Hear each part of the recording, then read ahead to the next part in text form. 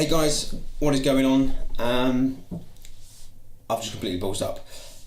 What I was trying to do was I was trying to record this vlog whilst also broadcasting live to Periscope. Haven't used Periscope in such a long time, thought I'd give it another go. But I had my camera set to record in 4K. The memory card I've got in the camera at the moment isn't capable of storing 4K, so the recording didn't work,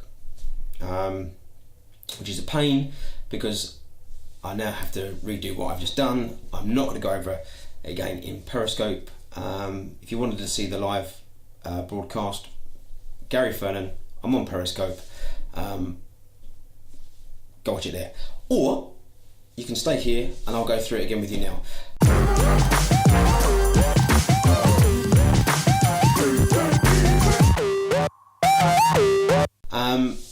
What it was about was recently did a photo shoot with Mark Fountain. You may or may not have seen that vlog I did for that. I mentioned that Mark is an exceptionally good videographer and photographer, which he is.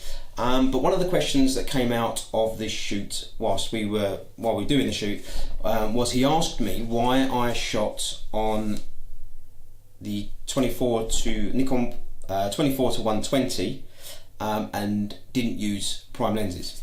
The main reason is cost and affordability. For me to, now if money was no object, yes, I would love a 50, a 70, a 80, a 120 in a prime lens. Of course I would. Who wouldn't? Because let's face it, I do believe that prime lenses take better or capture better shots or better photos, because let's face it, doesn't matter what kit you're using, it depends on the ability of the person taking the photo. But I think they're better. I do think they're better.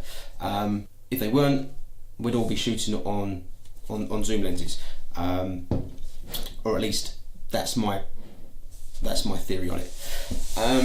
But I don't have those prime lenses, so I use my 24 to 120. But what I said to Mark was that I will choose a focal length and I will stick with it. It's very, very easy if you've got the option 24 right through to 120. It's very, very tempting to continually move in and out and zoom in and out with the lens. So you have to be quite strict with yourself, and I will, prior to undertaking a photo shoot, I will select a focal length and I will stick to it. So for example, if I'm shooting portraits at 85, now I tend to shoot my portraits either at 50 or at 85.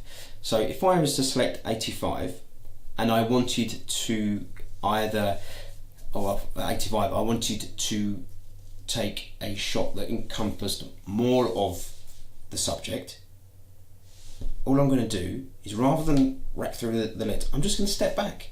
I am going to move. I chose the focal length, I'm going to stick to it. The idea is, or the key thing for me, is to have as little as possible to think about when I'm doing a shoot. I just want to get on with the shoot. I want to enjoy the shoot. I want my subject to enjoy the shoot. They don't want to see me constantly racking through settings and focal lengths. So the less I have to think about, the better. Which is why, rather than what might be easier, is if I'm just sat here at 24 and I squeeze into 50, then I go into 85. Whilst that might be easy, it's just as easy for me to step backwards, step forwards. Plus, it provides that little bit of space between you and the subject, and so therefore you're not static, and you're just zooming in and out. You're moving about. You're being personal. You're being personable. You're creating conversation with your subject, and that's what it's all about. for me anyway. So I just wanted to put this quick video together to cover that point really, and I thought it was a very interesting question, and I wanted to answer it. I did answer it, but I wanted to tell you guys about it. Right, I'm mumbling, I'm fumbling, I'll see you next time. I forgot to say, through all that mumbling, I forgot to say, what does this cost? If we look at Amazon.co.uk, that lens, that 24 to 120 is coming in at £600. So 500 was £599. If I compare that to Wex Photo, now what I tend to do is I would never go to one site and say, yes, I'll buy that. I would always compare the price of whatever it is I'm trying to buy on other sites. Now, I tend to, more often than not, compare Amazon and Wex. There are other sites out there. These are the two I tend to use more often than not, because I like the service that they provide. They're very, very quick in delivery, very, very easy to navigate through their websites and what have you. So these are the two that I tend to use. Now, as I say, $599 on Amazon, that's the .co.uk site. On Wex Photo Video, it's coming in at $999, so just less than £1,000 for the same lens. Why am I telling you this? I'm trying to make the point that it's worth shopping around. So just, if I'd gone straight to Wex, I've spent £400 more than I needed to, because I'm getting the same lens for $599. Guys, till next time.